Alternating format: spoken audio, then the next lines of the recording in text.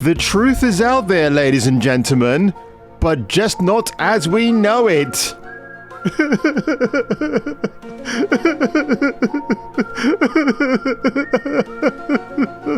One eye brown, one blue, and the third one green. It's good work, Gallagher. I'll make sure there's something a little extra in your paycheck at the end of the week. From now on, this brain is under new management. Mine! Looking for a little peace and quiet? Didn't think so. The station that brought you trawler fishing can be fun. All you need to know about pins and hang gliding in a chest of drawers presents... Oh, feeling sad? Then get your happy pill. Watch Jason King. Hail to the king, baby. One by one, they will all fall.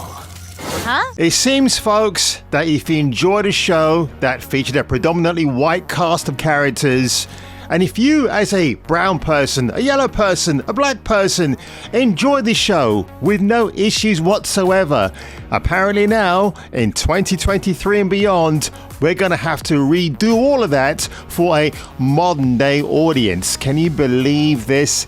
The X-Files, one of my all-time favorite shows, is about to get a, shall we say, polished treatment. The Cosby Show. Remember the day when that came out in the 80s and everybody thought it was so groundbreaking? And I was talking to a friend about this last night, a friend of color, by the way, same color as moi, and even he agreed with me that the show was not funny at all. The Huxtable family, okay, I get it. They're trying to show an American black family in a very positive light. Of course, we know with the revelations of Bill Cosby, that's all been tainted forever now. And the humor in the show is not even funny. You know, I'd rather sit down and watch 90 minutes of Richard Pryor just killing it on Broadway. If you know about the monkey crawling up to your ear joke, you know exactly what I'm talking about. But let's get into this video regarding the X-Files. Ugh. I hardly think the FBI is concerned with matters like that. But sadly now, the reboot featuring a diverse cast reportedly in development from Black Panther, director and abominator of everything that is beloved. I mean, Ryan Coogler used to be one of these guys you thought, okay, he made Fruitvale Station, he did the first Creed film, which was excellent, then he got pulled away from that, and of course, it seems that Marvel and Disney have resourced this guy to death. They stripped him of his creative talent, and now he's resorting to destroying other franchises.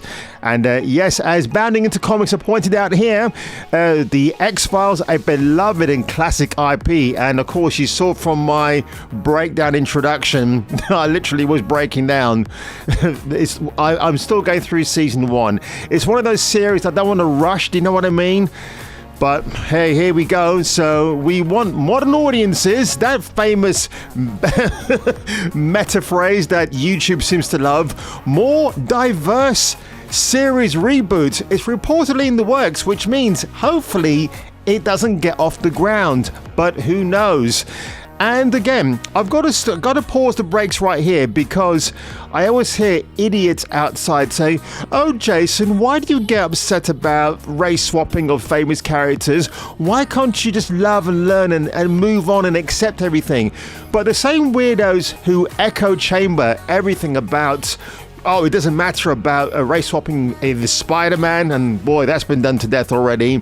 Superman, or make them gay, make them pansexual, whatever. These same idiots, well, when these things come out and they do really badly in the public eye, they'll just sit back and move on to the next virtue signal of something to be destroyed. I mean, you might as well have the Goodyear blimp just flying above you saying, now we're going to destroy Jeeves and Worcester. Can you imagine that? I don't mind if there's like a spoof version of J&W on stage somewhere. I think people will be quite open to that. We know PG Woodhouse, we know where his stock is and how he wrote these characters and in what period of time. So there'll be no issue if it's a comedy version of, and you're getting actors of color or actresses and actors of color to come in and do these spoofs. But I'm always of the belief that characters like James Bond, they're written in a specific way, they're portrayed in a certain way for certain reasons. So, news of the reboot's existence, why does this thing even exist, was first revealed by the series' original creator, Chris Carter, during an appearance on March the 27th in an episode of the Canadian Broadcasting Corporation's Vancouveric. What? Vancouver? I think there's probably a bit of a misspelling there, actually. I'm not going to go any further. Let's call it the Broadcasting Vancouver-centric news podcast on the Gloria Marchenko show. Okay, on Coast, whatever, who cares? Stopping by this show in commemoration, or maybe commiserations in this case, of the X-Files 30th anniversary first day of shooting in Vancouver, and then it had a temporary move to Los Angeles for its 2 revival seasons. Carter was asked by Marchenko, how would you make it now in the current day? There you go. How would the X-Files be different, do you think? To which Chris Carter asserted, oh gosh, you know, we're so steeped in conspiracies right now. Are we, Chris? I think most of those conspiracies have been debunked or they're about to be revealed. It depends what we get now. I think Chris Carter forgets that with the advent of sophisticated mobile phones, any UFO sighting might be done by special effects on your home PC. You know, you'd have to go to THX George Lucas Studios and get that stuff done. You can just do it in the comfort of your own man cave. The X-Files dealt with the central conspiracy, but now the world is so full of conspiracies, probably meaning the woke narrative, that I think it would be a different show, he added. Of course it would be. To that end, with his memory seemingly jogged by Marchenko's hypothetical questions, Carter then revealed, actually, I just spoke to a young man, Ryan Coogler, oh God, who is going to remount the X-Files with a diverse cast. I think at this point, maybe Chris Carter is just sighing. I'm thinking, oh, whatever, this is the state of play now. You know, if you watch The X-Files, and I can't imagine of you out there who subscribe to my channel haven't seen an episode or a series, there's always been diversity within it. You know, you have other diverse FBI agents of color interacting with Scully and Mulder all the time. And look, if you look at the character of Agent Scully, portrayed by Jillian Anderson, 90s Agent Scully, beautiful. And of course, she's a redhead. Come on. I want to make you say cheese.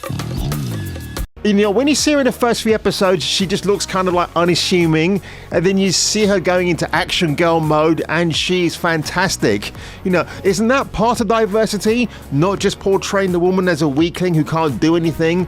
So I don't understand why people use the term diverse, but it has to mean a blanket wide notion that it has to apply to colors and different types. Oh, it's going to be LGBTQIA bollocks X-Files. You know, in fact, if you have the X-Files title in the reboot, you might as well have LGBTQ whatever afterwards. Nobody's going to be interested. I'm so fed up with this. I'm just so fed up. But Jillian Anderson had something to say about this, okay? So people are wondering, would she come back and reprise her role as Dana Scully? So in Variety, in early 2022, she was asked if she had any interest in returning to the franchise. Anderson admitted, it just feels like such an old idea. I've done it. I did it for so many years. And it also ended on such an unfortunate note, referencing the season 11 finale that Scully was mysteriously pregnant with her and Mulder's child. In order to even begin that conversation about another season, there would need to be a whole new set of writers, and the baton would need to be handed on for it to feel like a new and progressive show, she ultimately declared. So yeah, it's very much in the past.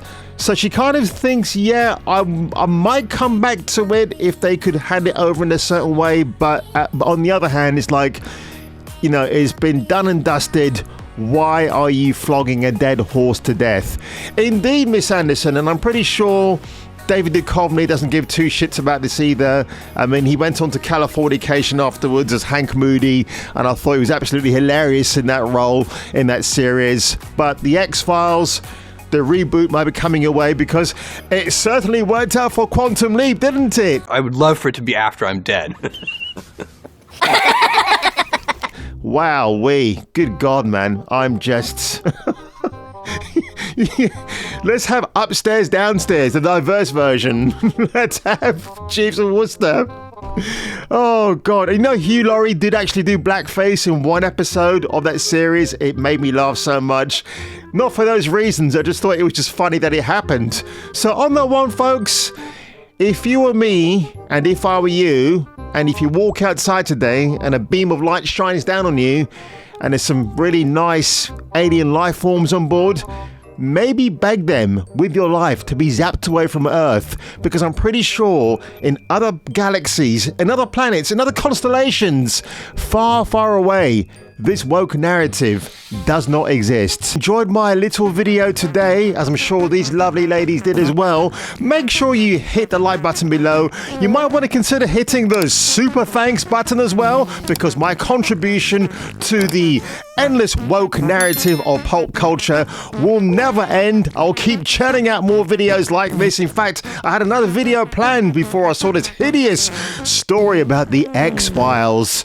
Rest in peace, Scully and Mulder. And on that one, if I were you and if you were me, you better come back for the next video.